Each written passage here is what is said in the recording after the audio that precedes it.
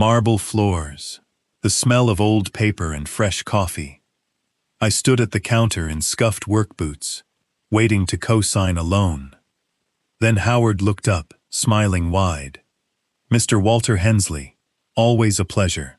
He said it like I mattered, as if this bank knew something Preston didn't. My son's jaw dropped. Something shifted behind his eyes, right there. For 30 years, he believed I was barely scraping by. He'd never seen that version of his father. Not today. Drop a here in the comments if you've ever hidden something big from your own family. Because what happened next changed everything Preston thought he knew about me. Howard's hand stayed out a second longer than it needed to. Preston hadn't moved. He just stood there, staring at his own father, like I'd swapped faces with a stranger in the time it took to walk through the door. "You two know each other?" Preston finally managed. Howard laughed, easy and warm. "Know each other? Walter's been banking with us since this branch had a different name on the sign." My son's mouth opened, then closed again. Nothing came out. 26 years earlier, none of this would have surprised him. Back then, I drove a beat-up Ford and clocked in at the tool plant 6 days a week, and Preston believed every bit of it, because every bit of it was true. Money came in tight and left fast in those days. Rent, school shoes, a mortgage that ate half my check before I ever touched it. Preston grew up watching me stretch $1 until it screamed, and somewhere in that stretching, he built an idea of who his father was, and never once updated it. The plant closed the year Preston turned 19. Standing in that parking lot with 300 other men, I held a manila envelope with 2 weeks' severance folded inside it. Most of them went home angry. I went home and did something different. Sitting at my kitchen table with a legal pad, I started teaching myself how money actually worked. The way other men taught themselves to fix cars or build decks. Small things first. A used book on index funds. A library card I wore thin. Numbers that made no sense at first. And then, slowly, started to. By the time Preston left for college, I'd already opened my first brokerage account. Never mentioned it. Why would I? He needed tuition help, and I gave what I could without explaining where the rest of it sat quietly, growing. Here's the part that still catches in my throat. Even now, even standing at this counter.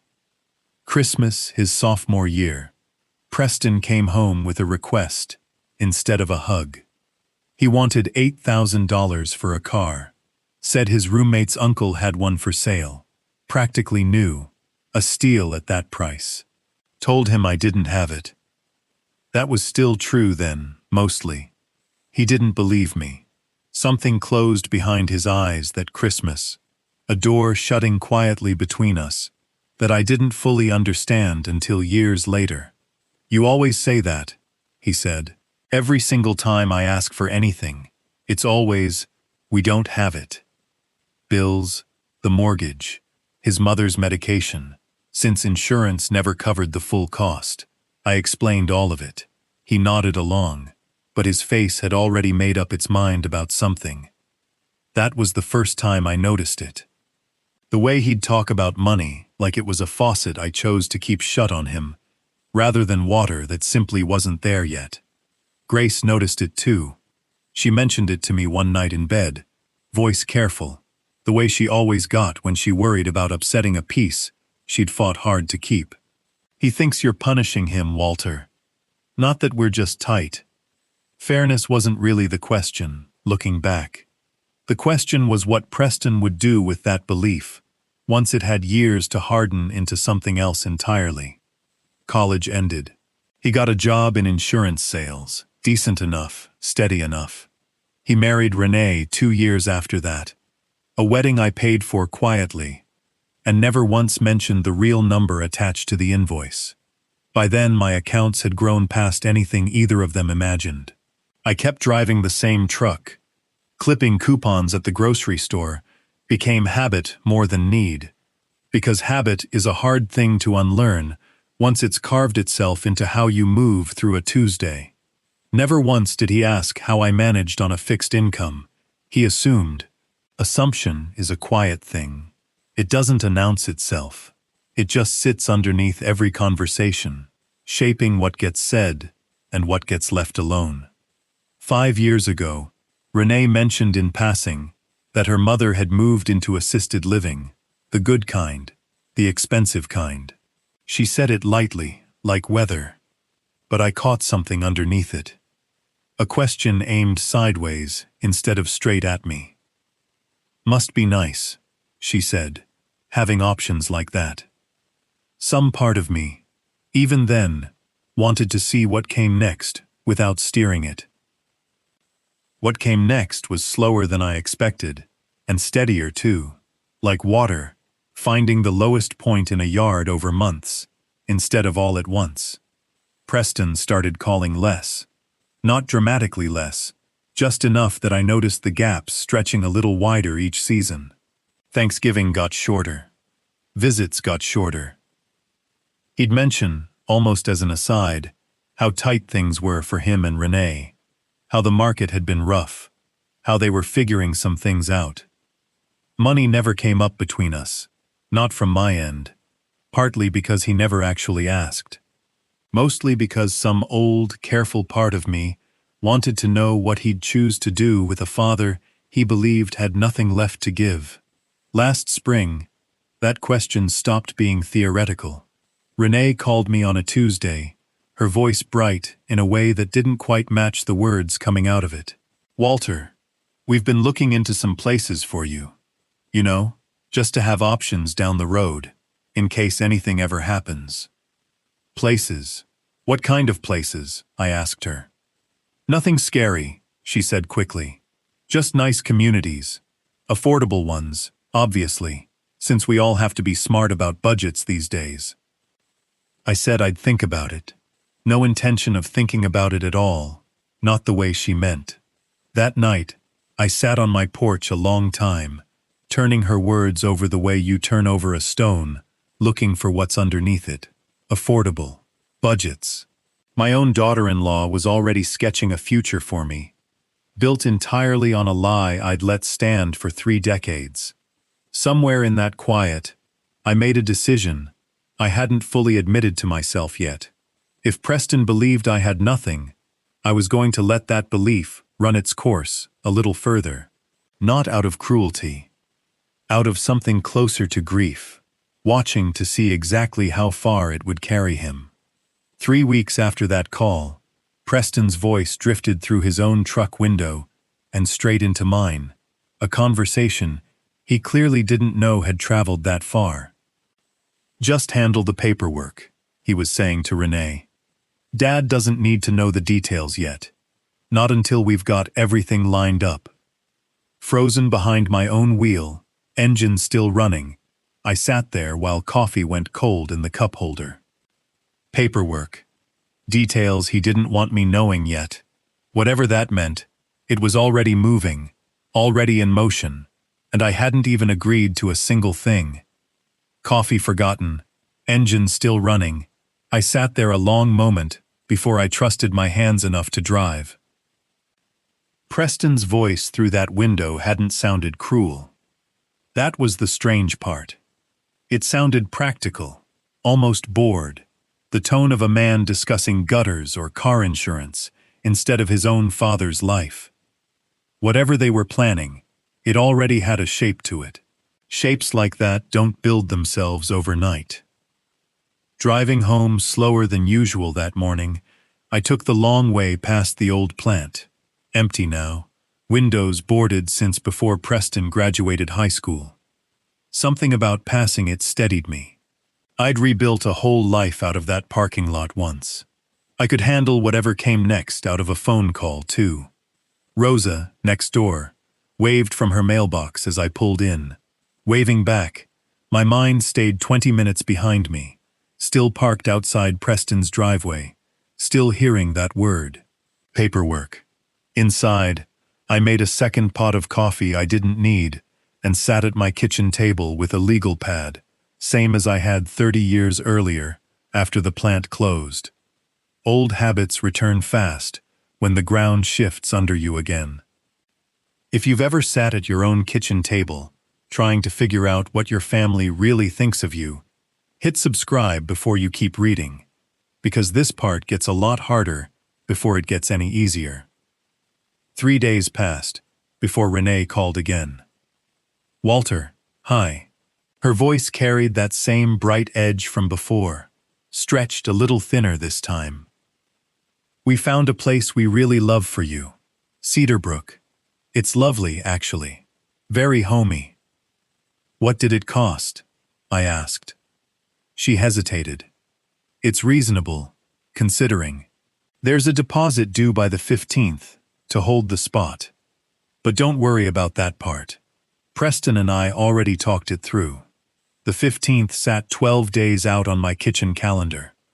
12 days to decide whether I let this keep moving on its own, or whether I finally stepped into the middle of it myself. Howard Delgado had managed my accounts for nearly 2 decades by then, ever since I moved everything out of that first clumsy brokerage account and into something built with an actual plan behind it. He knew exact numbers most people in my life had never seen. He also knew, better than almost anyone, exactly what kind of man I actually was, underneath the truck and the work boots. Calling him that afternoon felt like the only clear move left. "Walter." His voice warmed instantly through the phone, the way it always did. "Everything all right?" Everything came out at once.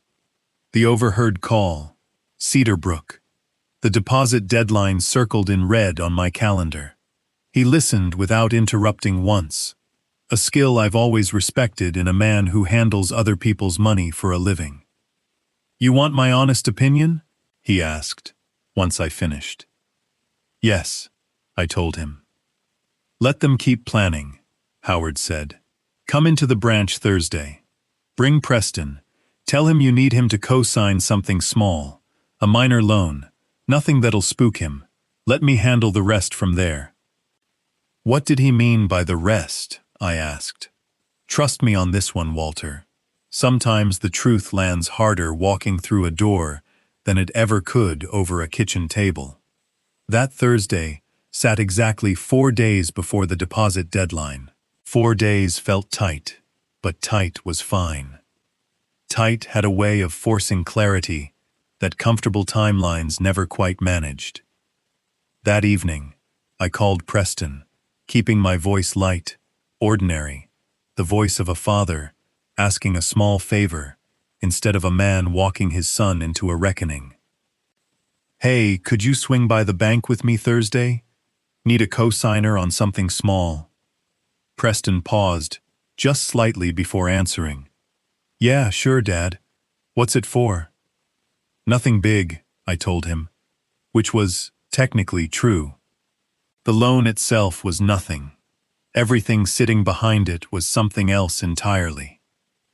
He agreed without asking a second question, and something about how easily he agreed told me he still saw exactly what he expected to see whenever he looked at me.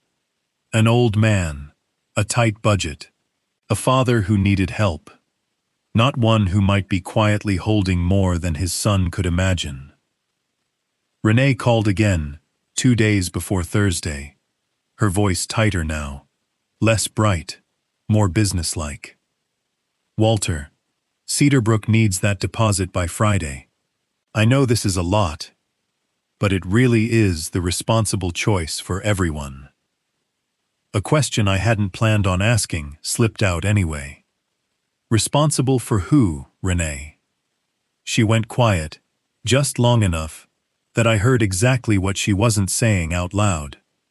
"For all of us," she finally answered. "These things get expensive fast if we wait too long to plan ahead." "More time to think it over," I told her. She said Thursday would be fine, Friday at the very latest, and something in her voice made clear she believed the outcome was already settled. Wednesday night, I sat on my porch until well past dark, watching headlights pass on a street I'd lived on for over 30 years. Grace used to sit out here with me most evenings before she passed, and some part of me still talked to her, on nights like this one, quietly, without needing an answer back. The version of Preston who once read instruction manuals for fun, who fixed my gutters without me asking, who called every Sunday just to hear how my week had gone. That version hadn't disappeared entirely. He'd just gotten buried under years of believing a story about his father that was never fully true to begin with. Tomorrow would either bury that story deeper or crack it wide open for good. Sleep took its time arriving that night. Somewhere past midnight, I made peace with whatever Thursday was about to become, because 12 days had narrowed down to hours, and there was no version of tomorrow where things simply stayed the same. Thursday morning arrived gray and unremarkable, the kind of sky that gives nothing away about what's coming underneath it. Preston picked me up at 9, right on schedule, dressed casual, easy in his own skin, the way a man only gets when he believes he already understands exactly what's about to happen. He talked about his fantasy football league the whole drive over. I let him. Some conversations aren't worth interrupting on their way towards something bigger. We parked outside First Heritage Bank, the same branch I'd walked into every few weeks for almost 20 years, always quietly, always without an audience. Marble floor caught the morning light through tall windows inside, and the smell hit me the way it always did. Old paper, mixed with fresh coffee from the little station near the door. Preston walked half a step ahead of me, holding the door like he was the one taking care of things. Howard stood behind the counter, and his face lit up the second he spotted me. "Mr. Walter Hensley, always a pleasure." Preston's steps slowed beside me. His head turned, slight but unmistakable, the look of a man hearing a sentence that didn't fit the world he thought he lived in. "You two know each other?" he finally asked. Howard laughed, warm and unhurried. "Know each other? Walter's been banking with us since this branch had a different name on the sign."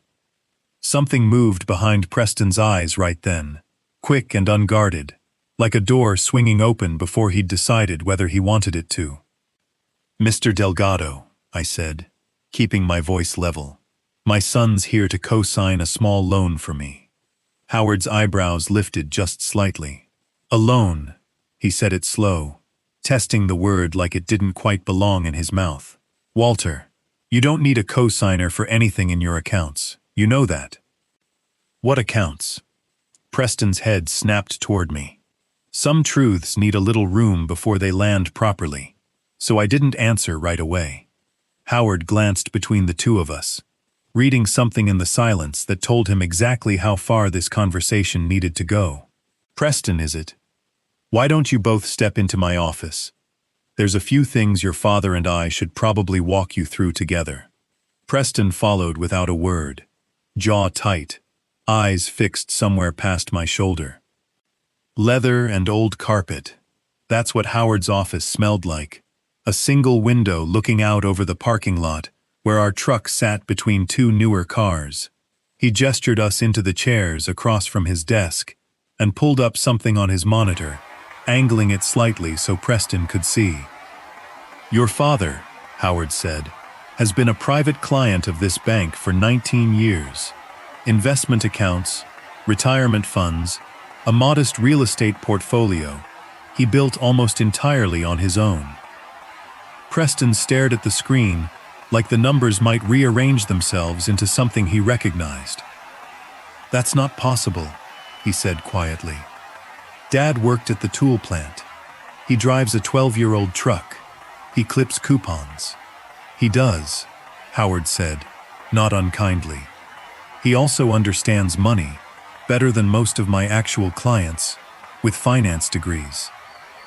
Something complicated worked through my son's face, disbelief sliding slowly into something closer to math, the kind you do in your head When a number refuses to shrink back down to a size you can manage. How much? Preston asked, voice barely above a whisper. Howard glanced at me first. I nodded once, giving him the room to say it. The monitor turned fully toward Preston. Something cracked open behind my son's eyes when the full number landed, and it had nothing to do with math at all anymore. You let me believe. Preston stopped, started again. You let all of us believe you were struggling, for years. I did, I said. Why? His voice cracked on the single word, raw in a way I hadn't heard from him since he was a boy. Howard stood quietly, excused himself with a small nod, and stepped out of his own office, leaving the door open just enough for privacy, without abandoning us entirely. Alone now, I answered him. Because I wanted to know who you'd become if you thought there was nothing coming to you. Preston flinched like I'd struck him. That's what this was? His hands gripped the arms of the chair. Some kind of test? My whole life? Some experiment you were running on me? Not your whole life, I said. Just long enough to see something true. And what did you see, Dad? His voice climbed now, sharp with something between anger and grief. That I called less? That I got tired of hearing, "We don't have it," every single time I needed help? I saw a son start pricing out nursing homes for a father he assumed had nothing left to offer anyone. The room went completely silent. Color drained from Preston's face. You heard that. Through your truck window, 3 weeks ago. Steady, even with my chest aching over every word. I kept going. You told Renee to handle the paperwork quietly. Told her I didn't need the details yet. He opened his mouth. Nothing came out. I'm not angry about Cedarbrook, I said, and meant it, mostly. I'm not even angry that you thought I couldn't afford better. I'm asking why the plan was to handle it quietly, instead of asking me what I actually wanted. Tears rose in Preston's eyes, and for a moment, he looked exactly like the boy who once cried alone in our garage over a dog that didn't make it through the night, too proud even then to let me see it directly. Because you never gave me a reason to think you'd say yes to anything, he said. Every conversation about money, my whole life ended the same way. You couldn't, you wouldn't. I stopped asking eventually, because I got tired of hearing no from a man I thought had nothing to give in the first place. That landed harder than I expected, a truth I hadn't fully considered sitting on the other side of my own decision for 30 years. I built all of this quietly, I said slowly, because I didn't want you growing up believing money was owed to you instead of earned. Your mother worried about that more than I ever told her I did. So instead, you let me believe you were broke my entire adult life. Yes. Preston sat back hard in his chair, staring at a spot on Howard's desk, like it might offer him something the rest of the room hadn't. That's not protecting me, Dad. That's just a different kind of lying. Some part of me had known that truth for years, tucked away behind justifications I'd built carefully enough to almost believe myself, so I didn't argue with him. You're right, I said. It was. Surprise crossed his face at that, like he'd expected a defense instead of an admission. I'm not proud of every piece of it, I told him. I'm proud of the man I became, figuring out money on my own after that plant closed.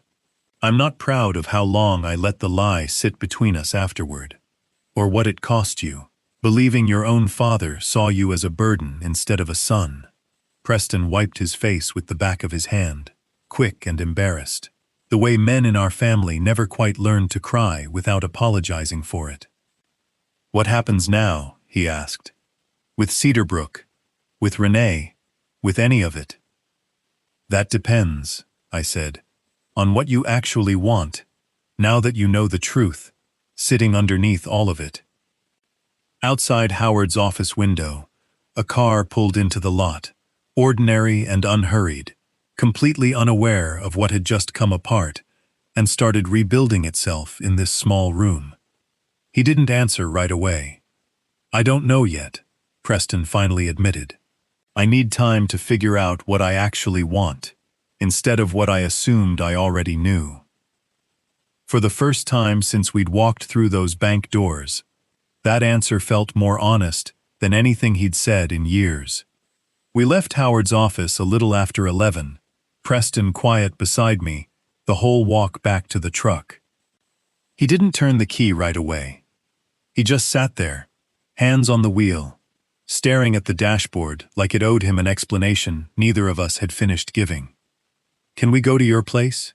he asked. "Not to talk about the money. I just don't want to go home yet." "That was fine," I told him. "Some conversations need a familiar room to finish properly in." Mostly in silence, we drove back, the kind that isn't uncomfortable, so much as full, both of us turning over pieces of the last hour, without quite ready to speak them out loud yet. My garage door was still half broken, the same one I'd been meaning to fix for months, and Preston pulled in right beside it without me asking. Inside, the workbench sat exactly where it always had, cluttered with the same tools I'd used to fix his gutters, his childhood bike, his mother's rocking chair after one leg finally gave out. Preston ran his hand along the edge of it, quiet, like he was touching something he hadn't looked at closely in years.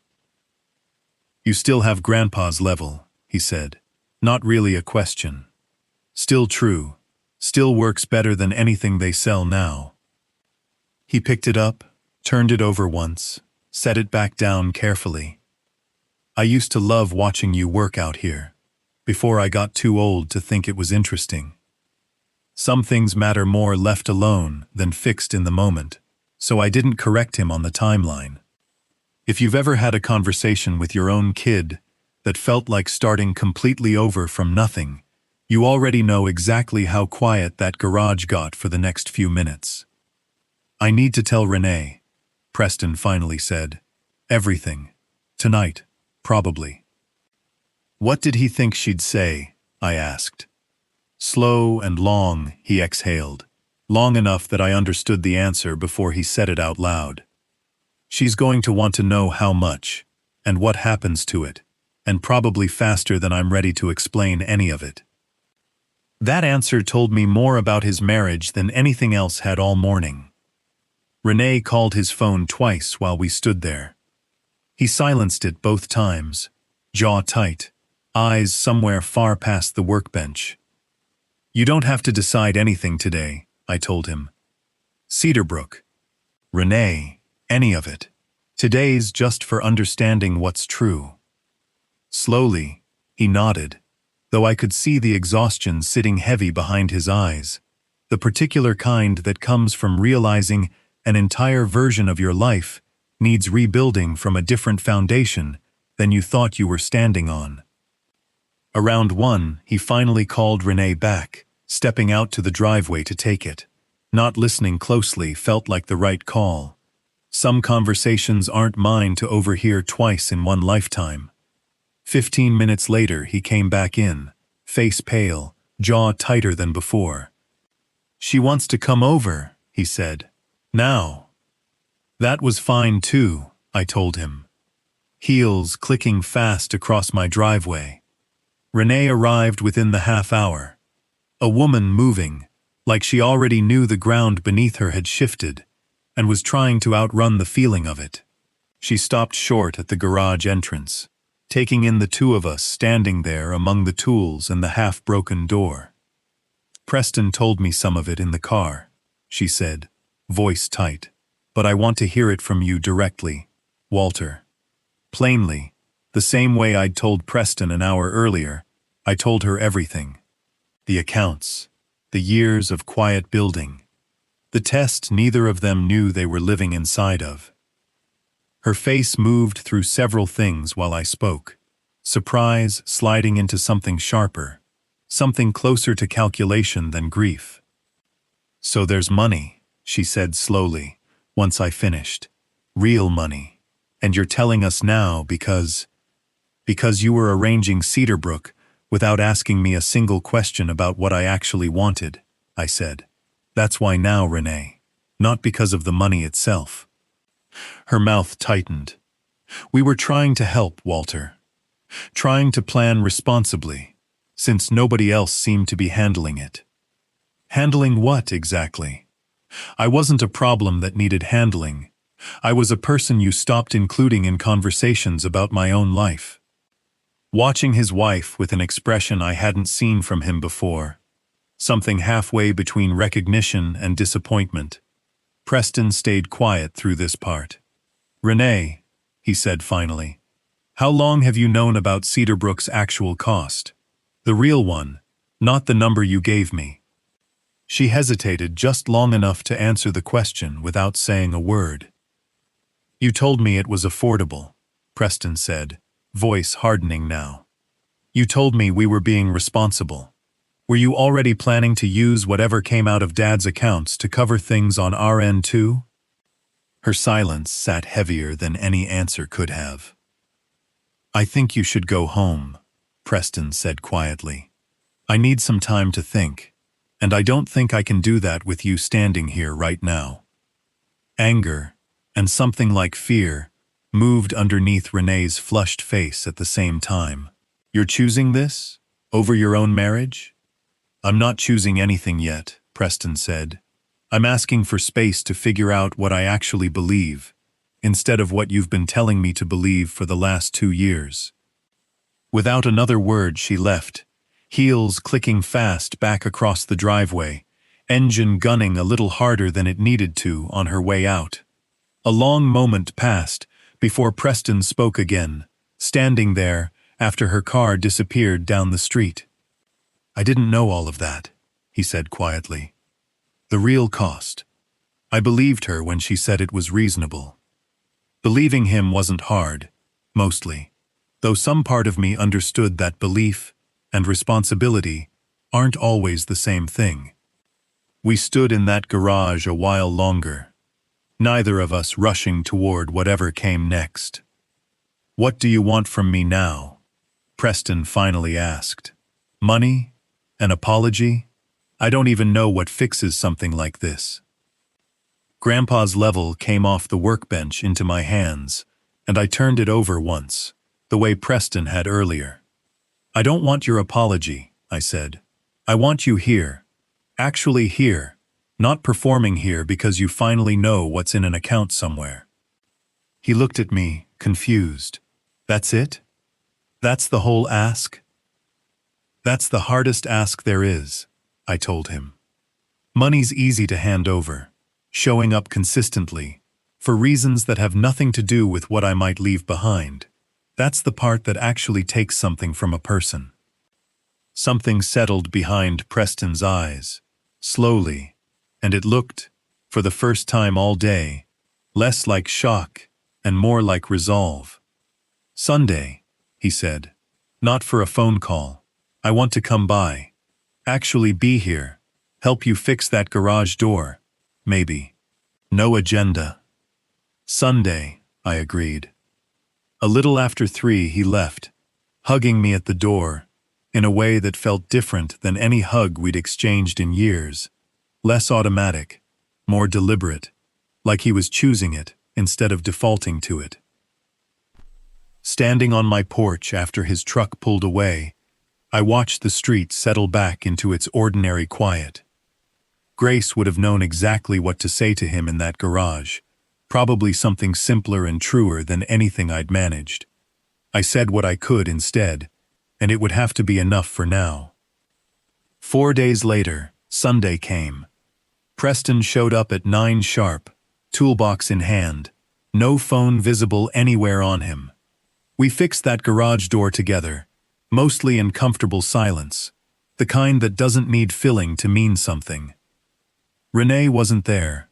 Preston mentioned, quietly, that they were taking some time apart to figure out what came next. Pushing for details didn't feel right. Some doors open slowly, on their own schedule, whether you're ready for the full picture or not. Preston still shows up Sundays. No agenda, just tools and coffee. Renee moved out that spring. Money didn't fix us. Showing up did. If someone's been quietly testing you, or you've been quietly hiding something yourself, tell me below. And ask yourself, what's the one thing you'd want them to actually see?